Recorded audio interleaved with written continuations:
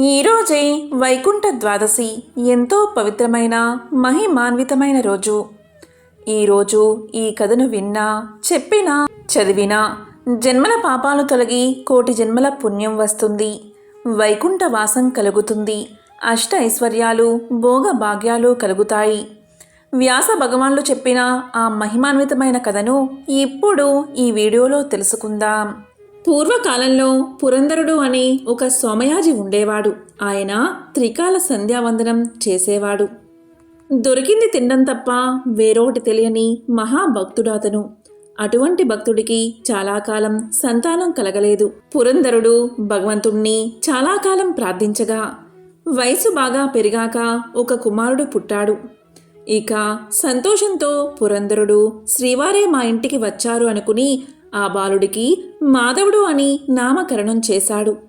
ఆ పిల్లవాడు తండ్రి చేసుకున్న పుణ్యం వల్ల అన్ని వేదాలను, శాస్త్రాలను, పురాణాలను సులభంగా నేర్చుకున్నాడు.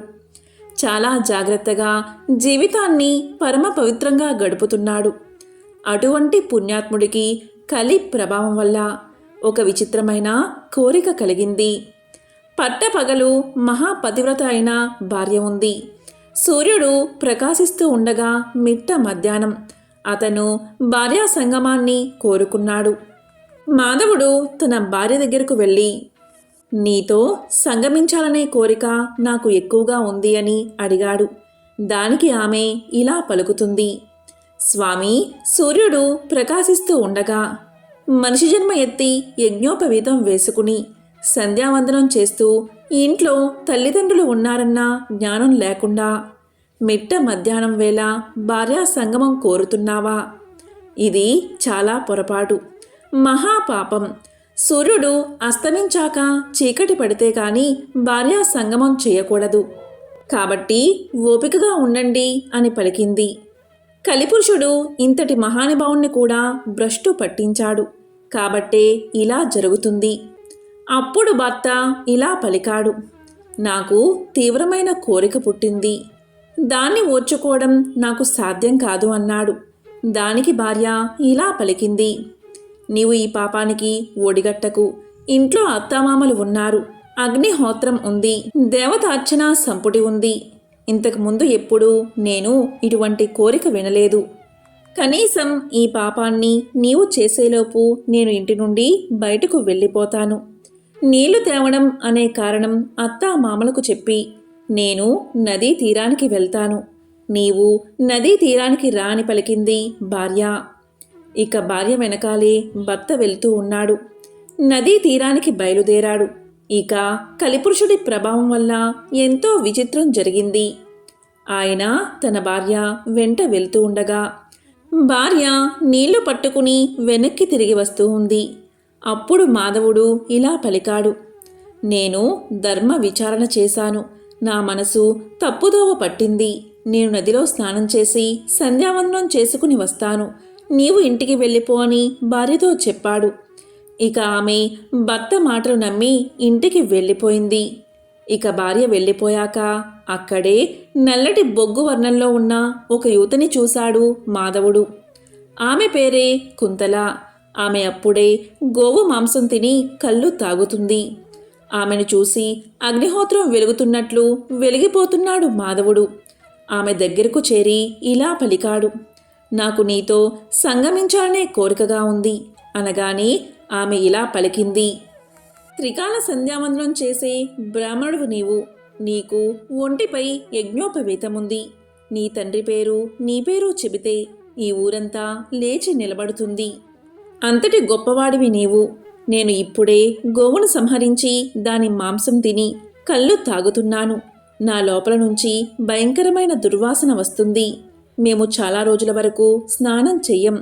ఇలాంటి నా శరీరంతో నీ శరీరాన్ని కలుపుతాను అంటావా? నా మాట విని తిరిగి వెనక్కి వెళ్ళు అంటుంది కుంతల. ఇక మిట్ట మధ్యాహ్నం వేళ ఆ కుంతల అనే స్త్రీని బలవంతంగా తన అధీనం చేసుకున్నాడు మాధవుడు. కలిపురుషుడి ప్రభావం వల్ల ఇంతటి దుర్మార్గానికి ఆ బ్రాహ్మణుడు పాల్పడ్డాడు. దానికి ఆమె ఎంతో అసహ్యించుకుని, ఇటువంటి అసహ్యమైన పనిచేసి నీ ఒంటిపై యజ్ఞోపవేతం వేసుకుని తిరుగుతావా? నాతో కలిసి సంగమించావు కాబట్టి యజ్ఞోపవీతం తీసి అవతల పారేయన్నది. వెంటనే మాధవుడు యజ్ఞోపవీతాన్ని తీసి అవతల పారేశాడు. సిగ లేకుండా శిరస్సు మొత్తం గుండె చేయించుకోమన్నది. వెంటనే మాధవుడు అలా చేయించుకున్నాడు. ఆవు మాంసం తినమనగానే ఒక ఆవును చంపి ఆ మాంసాన్ని తిన్నాడు మాధవుడు. ఇక కుంతల కళ్ళు తాగమంది. వెంటనే కళ్ళు తాగాడు మాధవుడు. ఇక వెంటనే ఆ బ్రాహ్మణుడు ఇలా పలికాడు, ఓ కుంతల, నీవు తప్ప ఈ ప్రపంచంలో నాకు ఏదీ అక్కర్లేదు అన్నాడు. దానికి కుంతల ఇలా పలికింది, ఇంతకుముందు ఇలా పరస్త్రీలను మోహించిన వారందరూ నశించిపోయారు. నీ పేరు కూడా నశించిపోతున్న వారి జాబితాలో చేరిపోతుంది అని ఎంత నచ్చచెప్పినా కలి ప్రభావం వల్ల మాధవుడు వినలేదు.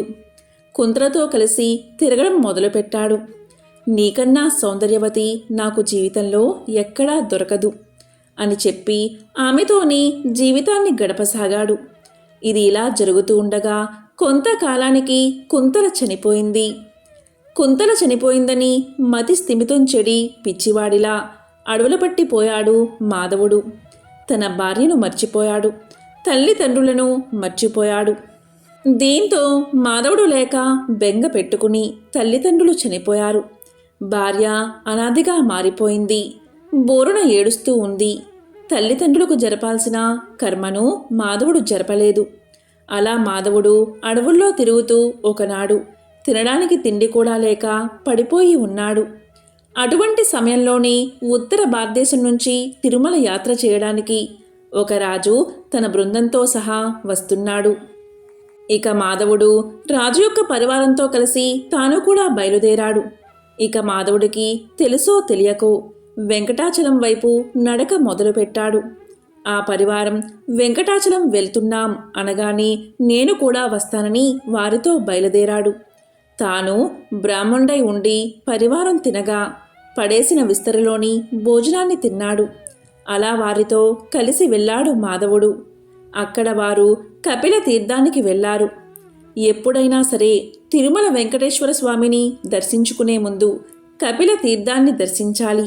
ఎప్పుడూ కూడా 3 లోకాల్లో ఉండే సమస్త తీర్థాలు కూడా కార్తీక మాసంలో వచ్చే సోమవారం రోజు, శనివారం రోజు, ఏకాదశి, అమావాస్య, పౌర్ణమి తిథుల్లో మధ్యాహ్నం సమస్త తీర్థాలు ఆవహించి ఉంటాయి.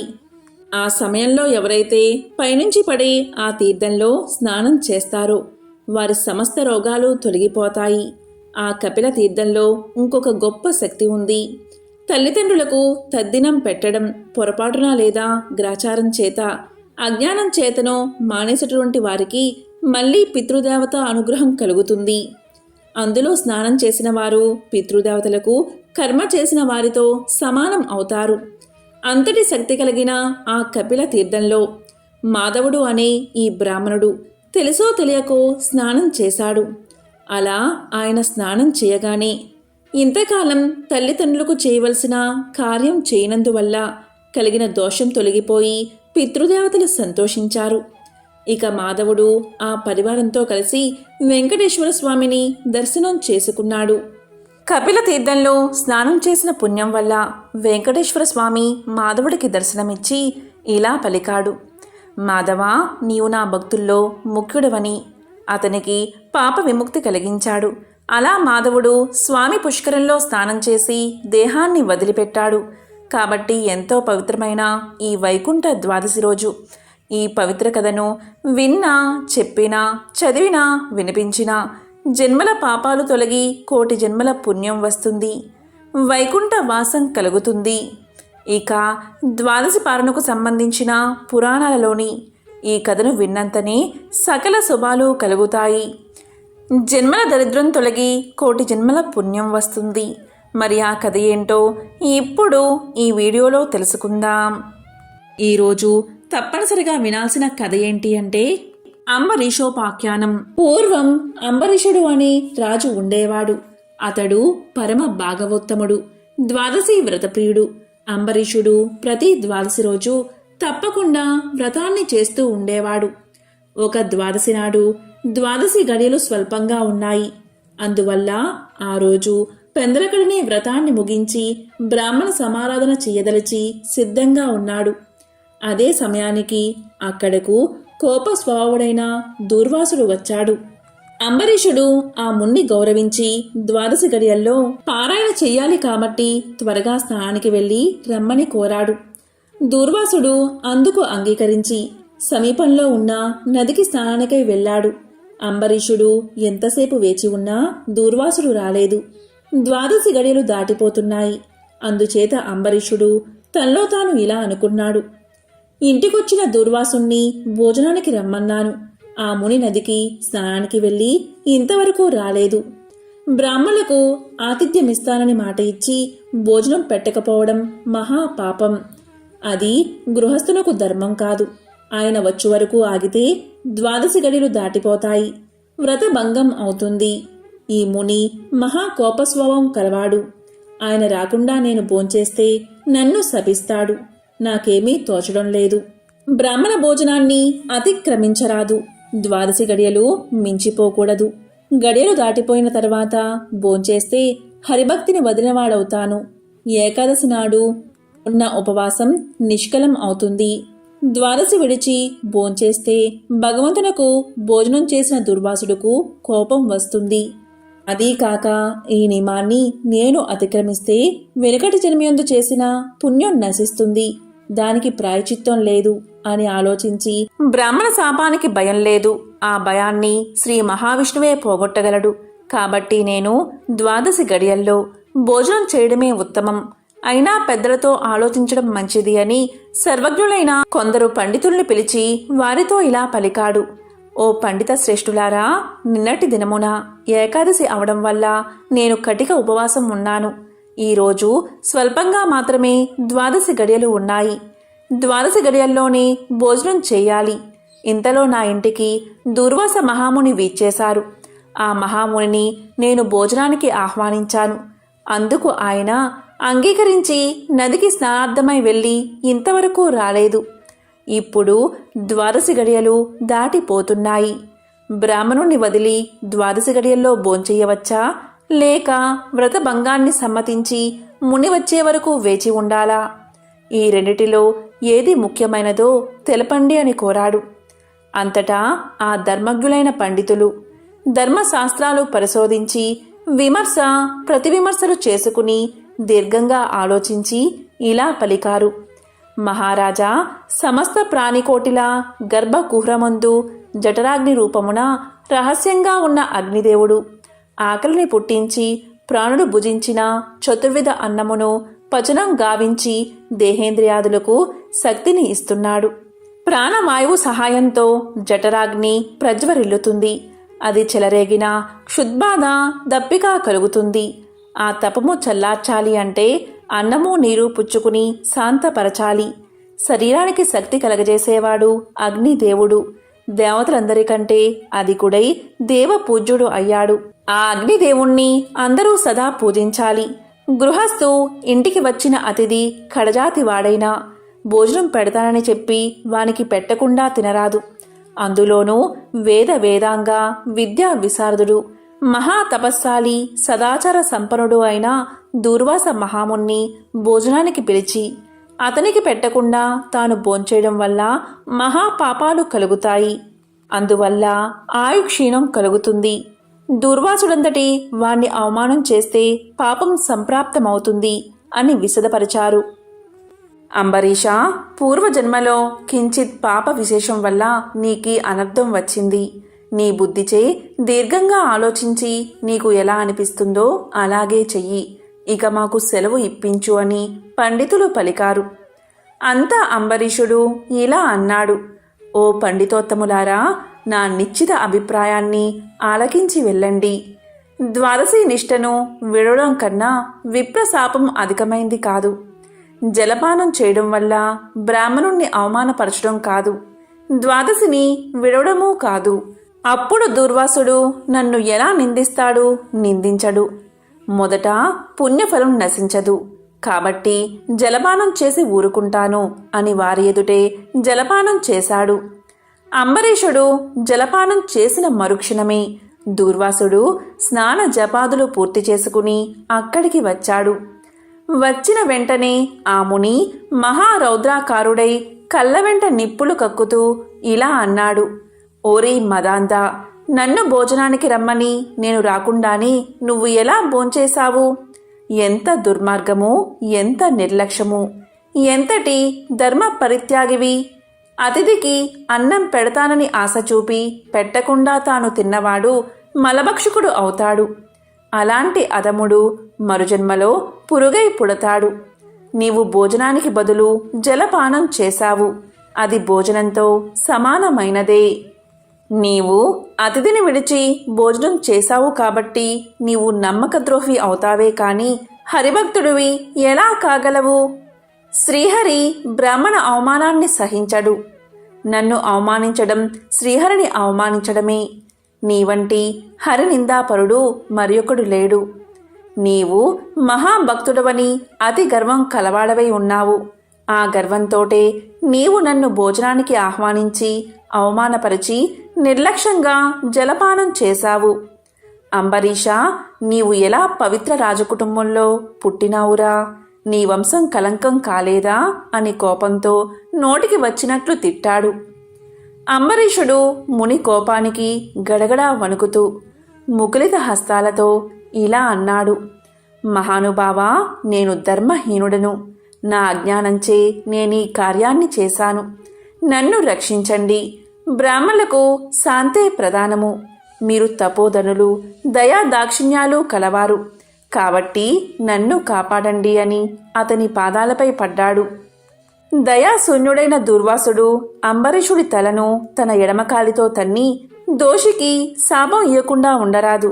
నీవు మొదటి జన్మలో చేపగాను, రెండవ జన్మలో తాబేలుగాను, మూడవ జన్మలో పందిగాను, నాలుగవ జన్మలో సింహంగాను, ఐదవ జన్మలో వామనుడిగాను, ఆరవ జన్మలో క్రూరుడువైన బ్రాహ్మణుడుగాను, ఏడవ జన్మలో మూఢుడువైన రాజుగాను, ఎనిమిదవ జన్మలో రాజ్యం కానీ సింహాసనం కానీ లేనట్టి రాజుగాను, తొమ్మిదవ జన్మలో పాషాండ మతస్థునిగాను, 10వ జన్మలో పాప బుద్ధి గల దయలేని బ్రాహ్మణుడుగాను పుట్టెదుగాక అని వెనుక ముందు ఆలోచించక శపించెను. ఇంకా కోపం తగ్గనందున మరలా శపించుటకు ఉద్యుక్తుడు అవుతుండగా శ్రీ మహావిష్ణువు బ్రాహ్మణ శాపం వృధా కాకూడదని తన భక్తునికి ఏ అపాయం కలగకుండా ఉండడానికి అంబరీషుని హృదయంలో ప్రవేశించి ఇలా పలికాడు: మునివర్య, అలాగే మీ శాపాన్ని అనుభవిస్తాను అని ప్రాధేయపడ్డాడు. కాని దుర్వాసుడు ఇంకా కోపం పెంచుకుని శపించబోగా శ్రీమన్నారాయణుడు తన సుదర్శన చక్రాన్ని అడ్డు పెట్టెను. ఆ సుదర్శనం కోటి సూర్య ప్రభలతో అగ్నిజ్వాలు కక్కుతూ దూర్వాసునిపై పడబోయింది.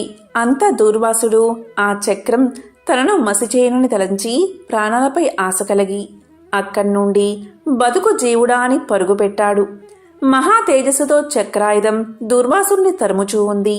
దూర్వాసుడు తన్ను కాపాడమని భూలోకంలో ఉన్న మహాముళ్లను, దేవలోకానికి వెళ్ళి దేవేంద్రుణ్ణి, బ్రహ్మలోకానికి వెళ్ళి బ్రహ్మదేవుణ్ణి, కైలాసానికి వెళ్ళి పరమేశ్వరుణ్ణి ఎంత ప్రార్థించినా వారు సైతం చక్రాయుధం బారి నుండి దూర్వాసుని కాపాడలేకపోయారు. ఆ విధంగా ముక్కోపి అయిన దూర్వాసుడు భూలోకము, భువర్లోకము, పాతాళలోకము, సత్యలోకాలకు తిరిగి తిరిగి అన్ని లోకాల్లోనూ తన్ను రక్షించేవారు లేకపోవడం వల్ల వైకుంఠంలో ఉన్న మహావిష్ణువు దగ్గరకు వెళ్ళి ఇలా పలికాడు: వాసుదేవా, జగన్నాథ, శరణాగత రక్షణ బిరుదాంకిత, రక్షించుము. నీ భక్తుడైన అంబరీషునకు కీడు చెయ్యదలిచిన నేను బ్రాహ్మణుణ్ణి కాను. ముక్కోపినై మహా అపరాధం చేశాను. నీవు బ్రాహ్మణ ప్రియుడవు. బ్రాహ్మణుడైన భృగు మహర్షి నీ యురంపై తన్నినను సహించావు. ఆ కాలిగుర్తు నేటికిని నీ వక్షస్థలమందున్నది. ప్రశాంత మనస్కుడివై అతన్ని రక్షించినట్లే కోపంతో నీ భక్తునికి శాపమిచ్చినా నన్ను కూడా రక్షించుము. శ్రీహరి, నీ చక్రాయుధం నన్ను చంపవస్తున్నది అని దూర్వాసుడు శ్రీమన్నారాయణ్ణి పరిపరి విధాలా ప్రార్థించాడు. ఆ విధంగా దూర్వాసుడు అహంకారాన్ని వదిలి తనను ప్రార్థించడం చూసి శ్రీహరి చిరునవ్వు నవ్వి, దూర్వాస, నీ మాటలు యథార్థాలు. నీ వంటి తపోధనులు నాకు అత్యంత ప్రియులు. నీవు బ్రాహ్మణ రూపమున పుట్టిన రుద్రుడవు. నిన్ను చూసిన వారు 3 లోకాలయందు భయపడకుండా ఉంటారా? నేను త్రికరణులచే బ్రాహ్మణులకు మాత్రం ఎట్టి హింస కలిగించను. ప్రతి యుగమందున గో, దేవ, బ్రాహ్మణ, సాధు జనులకు సంభవించే ఆపదలను పోగొట్టడానికి ఆయా పరిస్థితులకు తగిన రూపాలు ధరించి దుష్ట శిక్షణ, శిష్ట రక్షణ చేస్తాను. నీవు అకారణంగా అంబరీషుణ్ణి శపించావు. నేను శత్రువుకైనను మనోవాకాయాలందు కూడా కీడు తలపెట్టను. ఈ ప్రపంచమందు కల ప్రాణి సమూహము నా రూపంగానే చూస్తాను. అంబరీషుడు ధర్మయుక్తంగా ప్రజాపాలన చేస్తూ ఉన్నాడు. కాని అటువంటి నా భక్తుణ్ణి నీవు అనేక విధాలా దూషించావు. నీ ఎడమ పాదంతో తన్నావు. అతని ఇంటికి నీవు అతిథివై వచ్చి కూడా నేను వేలకు రాని ఎడలా 12 గడియలు దాటకుండా భుజించమని అంబరీషుడుకు చెప్పలేకపోయావు. అతడు వ్రతభంగానికి భయపడి నీ రాకకై చూసి జలపానం మాత్రమే చేశాడు. అంతకంటే అతడు అపరాధం ఏమి చేశాడు? చాతుర్వర్ణాల వారికి భోజన నిషిద్ధ దినాలయందు కూడా జలపానం దాహ శాంతికి పవిత్రతకు చెయ్యదగిందే కదా. జలపానం చేసినంత మాత్రమున నా భక్తుణ్ణి దూషించి శపించావు. అతడు వ్రతభంగానికి భయపడి జలపానం చేసినాడు కాని నిన్ను అవమానించుటకు చెయ్యలేదే. నీవు మండిపడుతున్నా బతిమాలి నిన్ను శాంతింప చేయడానికే చూశాడు. ఎంత బ్రతిమాలినా నీవు శాంతించనందున నన్ను శరణు వేడుకున్నాడు. నేనప్పుడు రాజు హృదయంలో ప్రవేశించాను. నీ శాపఫలము 10 జన్మల్లో అనుభవిస్తాను అని పలికిన వాడిని నేనే. అతడు నీ వల్ల భయంచే నన్ను శరణు వేడాడు. కాని తన దేహం తాను తెలుసుకునే స్థితిలో లేడు. నీ శాపాన్ని అతడు వినలేదు. అంబరీషుడు నా భక్త కోటిలో శ్రేష్ఠుడు, నిరపరాధి, దయాశాలి, ధర్మ తత్పరుడు. అటువంటి వాడిని అకారణంగా దూషించావు. అతన్ని నిష్కారణంగా శపించావు. విచారించకు. ఆ శాపాన్ని లోకోపకారానికై నేనే అనుభవిస్తాను. అది ఎలా అంటే, నీ శాపంలోనిది మొదటిది మత్స్య జన్మ. నేనీ కల్పమున మనువును రక్షించే నిమిత్తం సోమకుడు అనే రాక్షసుణ్ణి చంపే నిమిత్తం మత్స్య రూపం ఎత్తుతాను. మరికొంతకాలానికి దేవదానవులు క్షీరసాగరాన్ని మదించుటకు మందర పర్వతాన్ని కవ్వంగా చేస్తారు. ఆ పర్వతం నీటిలో మునగకుండా కూర్మ రూపమున నా వీపున మోస్తాను. వరహ జన్మ ఎత్తి హిరణ్యాక్షుణ్ణి వధిస్తాను. నరసింహ జన్మ ఎత్తి హిరణ్యకశిపుణ్ణి చంపి ప్రహ్లాదుణ్ణి రక్షిస్తాను. బలిచే స్వర్గం నుండి పారద్రోలబడిన ఇంద్రుడకు తిరిగి స్వర్గాన్ని అప్పగించడానికి వామన రూపమెత్తి బలిచక్రవర్తిని పాతాళ లోకానికి తొక్కేస్తాను. భూభారాన్ని తగ్గించడానికై క్షత్రియులను చంప బ్రాహ్మణునై జన్మించి భూభారాన్ని తగ్గిస్తాను. లోకకంటకుడైన రావణుణ్ణి చంపి లోకోపకారం చేయడానికి రఘువంశమున రాముడై జన్మిస్తాను. తరువాత యదువంశమున కృష్ణుడిగా, కలియుగమున బుద్ధుడిగా, కలియుగాంతమున విష్ణు చిత్తుడను విప్రుడి ఇంట కల్కి అనే పేరుతో జన్మించి గుర్రాన్ని ఎక్కి తిరుగుతూ బ్రహ్మద్వేషులందరినీ మట్టు పెడతాను. నీవు అంబరీషుడికి శాపరూపమును ఇచ్చిన 10 జన్మలు ఈ విధంగా పూర్తి చేస్తాను.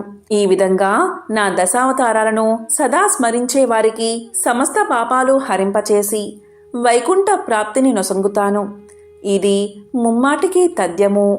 ఓ దుర్వాసముని, నీవు అంబరీషుణ్ణి శపించిన విధంగా ఆ 10 జన్మలు నాకు సంతోషకరమైనవే. నేను అవతారాలు ఎత్తడం కష్టం కాదు. నీవు తపస్సాలివి. నీ మాటలకు విలువ ఇవ్వాలి. కాబట్టి అందుకే నేను అంగీకరించాను. బ్రాహ్మణుల మాట అసత్యమైతే వారికి గౌరవం ఉండదు. ఇటు భక్తులను కాపాడడం, అటు బ్రాహ్మణుల మాట తప్పకుండా ఉండడం నా కర్తవ్యం.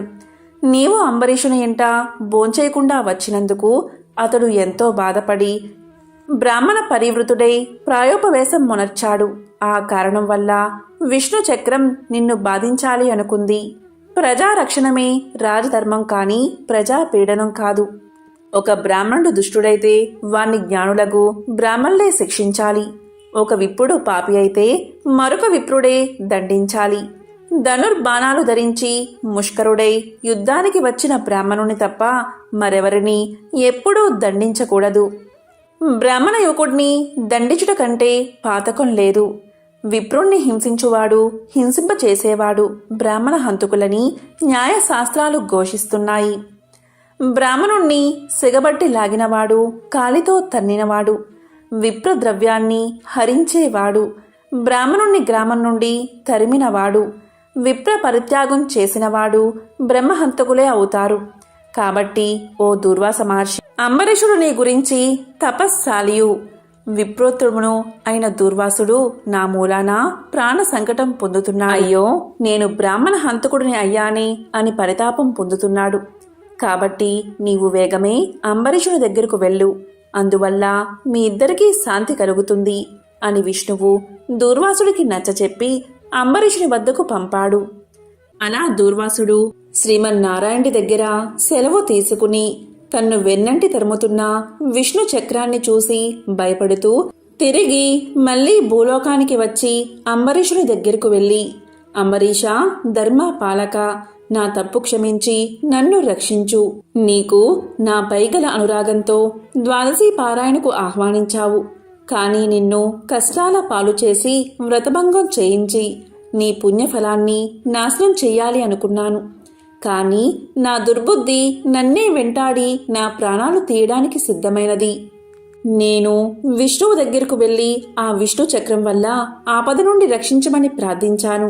ఆ పురాణ పురుషుడు నాకు జ్ఞానోపదేశం చేసి నీ వద్దకు వెళ్ళమని చెప్పాడు. కాబట్టి నీవే నాకు శరణ్యము. నేను ఎంతటి తపస్సాలినైనను, ఎంత నిష్ఠ గలవాడైనను నీ నిష్కలంక భక్తి ముందు ఏవీ పనిచెయ్యలేదు. నన్నీ విపత్తు నుండి కాపాడు అని అనేక విధాలా ప్రార్థించగా అంబరీషుడు శ్రీమన్నారాయణుణ్ణి ధ్యానించి, ఓ సుదర్శన చక్రమా, నీకివే నా మనఃపూర్వక వందనాలు.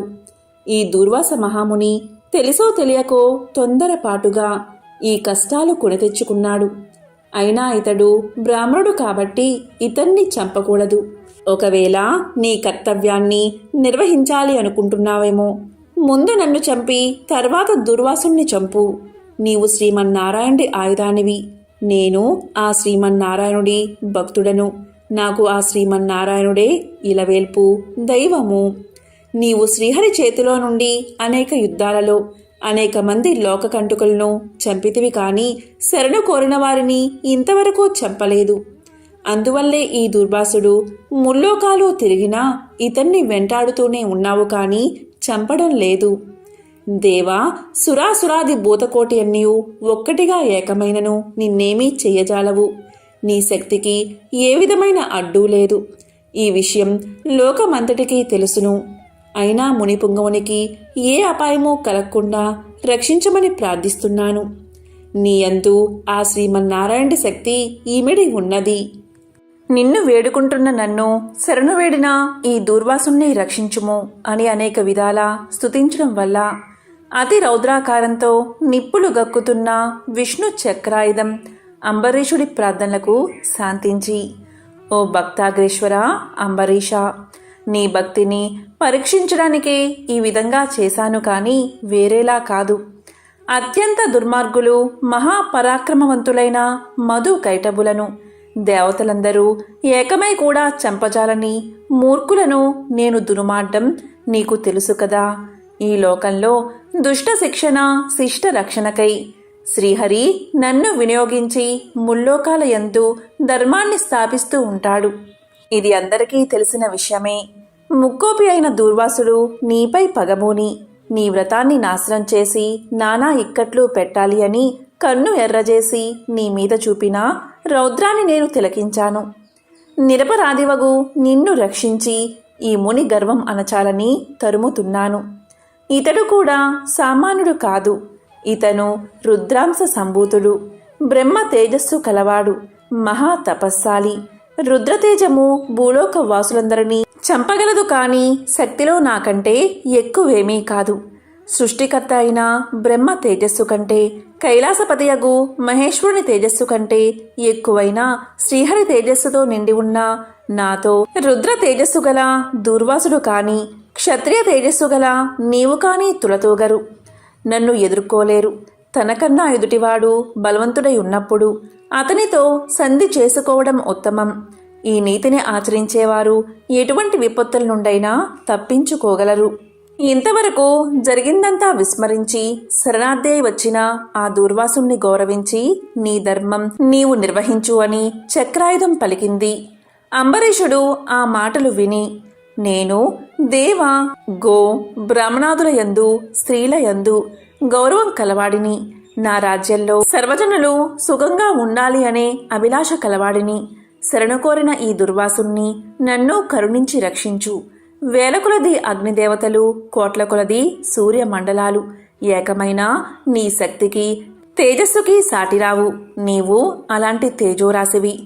మహావిష్ణువు లోక నిందితులపై, లోక కంటకులపై, దేవ గో బ్రాహ్మణ హింసాపరులపై నిన్ను ప్రయోగించి వారిని శిక్షించి తన కుక్షియందున్న 14 లోకాలను కంటికి రెప్పవలే కాపాడుతున్నాడు. కాబట్టి నీకు ఇవే నా మనఃపూర్వక నమస్కృతులు అని పలికి చక్రాయుధపు పాదాలపై పడ్డాడు అంబరీషుడు. అంతటా సుదర్శన చక్రం అంబరీషుణ్ణి లేవదీసి గాఢాలింగనమర్చి, అంబరీషా, నీ నిష్కలంక భక్తికి మెచ్చాను. విష్ణు స్తోత్రం 3 కాలాలయందు ఎవరు పఠిస్తారో, ఎవరు దాన ధర్మాలతో పుణ్యఫలమును వృద్ధి చేసుకుంటారో, ఎవరు పరులను హింసించక, పరధనములకు ఆశపడక, పరస్త్రీలను చెరబెట్టక, గోహత్య, బ్రాహ్మణ హత్య, శిశు హత్యాది మహాపాతకాలు చేయకుందరో అట్టివారి కష్టాలు నశించి ఇహమందు పరమందు సర్వ సౌఖ్యాలతో తులతూగుతారు. కాబట్టి నిన్ను దుర్వాసుని రక్షిస్తున్నాను. నీ ద్వాదశి వ్రత ప్రభావం చాలా గొప్పది. నీ పుణ్యఫలం ముందు ఈ మునిపుంగువుని తపశ్శక్తి పనిచేయలేదు అని చెప్పి అతన్ని ఆశీర్వదించి సుదర్శన చక్రం అదృశ్యమైపోయింది. ఆ తర్వాత అంబరీషుడు దుర్వాసుని పాదాలపై పడి దండ ప్రణామాలు ఆచరించి పాదాలు కడిగి ఆ కడిగిన నీళ్లను తన శిరస్సుపై చల్లుకుని, ఓ మునిశ్రేష్ఠ, నేను సంసార మార్గమందున్న ఒక సామాన్య గృహస్థుడను. నా శక్తి కొలది నేను శ్రీమన్నారాయణ్ణి సేవిస్తాను. ద్వాదశి వ్రతం చేసుకుంటూ ప్రజలకు ఎట్టి కీడు రాకుండా ధర్మవత్తుండై రాజ్యం ఏలుతున్నాను. నా వల్ల మీకు సంభవించిన కష్టానికి నన్ను మన్నించండి. మీ ఎడల నాకు అమితమైన అనురాగం ఉండడం చేతనే తమకు ఆతిథ్యం ఇవ్వాలని ఆహ్వానించాను. కాబట్టి నా ఆతిథ్యాన్ని స్వీకరించి నన్ను, నా వంశాన్ని పావనం చేసి కృతార్థుణ్ణి చెయ్యండి. మీరు దయార్థ హృదయులు. ప్రథమ కోపంతో నన్ను శపించినా మరలా నా గృహానికి విచ్చేశారు. నేను ధన్యుణ్ణి అయ్యాను. మీ రాక వల్ల శ్రీ మహావిష్ణువు యొక్క సుదర్శనాన్ని చూసే భాగ్యం నాకు కలిగినది. అందువల్ల నేను మీ ఉపకారాన్ని మరవలేకున్నాను. మహానుభావా, నా మనస్సు సంతోషంచే మిమ్మల్ని ఎలా స్తుతించాలో నా నోట పలుకులు రాకున్నవి. నా కళ్ళ వెంట వచ్చు ఆనంద బాష్పాలతో తమ పాదాలు కడుగుతున్నాను. తమకు ఎంత సేవ చేసిననో ఇంకా రుణపడి ఉంటాను. కాబట్టి ఓ పుణ్యపురుష, నాకు మరలా నరజన్మ రాకుండా ఉండేటట్లు సదా మీ బోటి మునిశ్రేష్ఠుల యందు, ఆ శ్రీమన్నారాయణుడి యందు మనస్సు కలవాడనై ఉండేటట్లు నన్ను ఆశీర్వదించండి అని ప్రార్థించి సహపంక్తి భోజనానికి దయచేయమని ఆహ్వానించాడు. ఈ విధంగా తన పాదాలపై పడి ప్రార్థిస్తున్న అంబరీషుణ్ణి ఆశీర్వదించి ఇలా పలికాడు దూర్వాసుడు. రాజా, ఎవరు ఎదుటివారి బాధన నివారణ గావించి ప్రాణాలు కాపాడతారు, ఎవరు శత్రువులకైనా శక్తి కొలది ఉపకారం చేస్తారో అలాంటి వారు తండ్రితో సమానమని ధర్మశాస్త్రాలు తెలియజేస్తున్నాయి. నీవు నాకు ఇష్టుడవు, తండ్రితో సమానువు అయ్యావు. నేను నీకు నమస్కారం చేస్తే నాకంటే చిన్నవాడు అవడం వల్ల నీకు ఆయుక్షీణం కలుగుతుంది. అందుచేత నీకు నమస్కారం చేయడం లేదు. నీవు కోరిన ఈ స్వల్ప కోరికను తప్పకుండా నెరవేరుస్తాను. పవిత్ర ఏకాదశి వ్రతనిష్ఠుడవగు నీకు మనస్తాపాన్ని కలగజేసినందుకు వెంటనే నేను తగిన ప్రాయశ్చిత్తాన్ని అనుభవించాను. నాకు సంభవించిన విపత్తును తొలగించుటకు నీవే దిక్కయ్యావు. నీతో భోజనం చేయడం నా భాగ్యం కాక మరొకటి అవుతుందా అని దూర్వాస మహాముని పలికి అంబరీషుని అభిష్టం ప్రకారం పంచభక్ష పరమాణాలతో సంతృప్తిగా విందు ఆరగించి అతని భక్తికి కడంగుడు ప్రశంసించి అంబరీషుణ్ణి దీవించి సెలవు తీసుకుని తన ఆశ్రమానికి వెళ్ళిపోయాడు. ఎంతో పవిత్రమైన విశేషమైన ఈ అంబరీషోపాఖ్యానాన్ని ఈ ద్వాదశి రోజు విన్నా, చదివినా, చెప్పినా, వినిపించినా జన్మల దరిద్రం దోషాలు తొలగి కోటి జన్మల పుణ్యం వస్తుంది. సకల శుభాలు కలుగుతాయి. ఓం నమో నారాయణాయ. ఓం నమో భగవతే వాసుదేవాయ.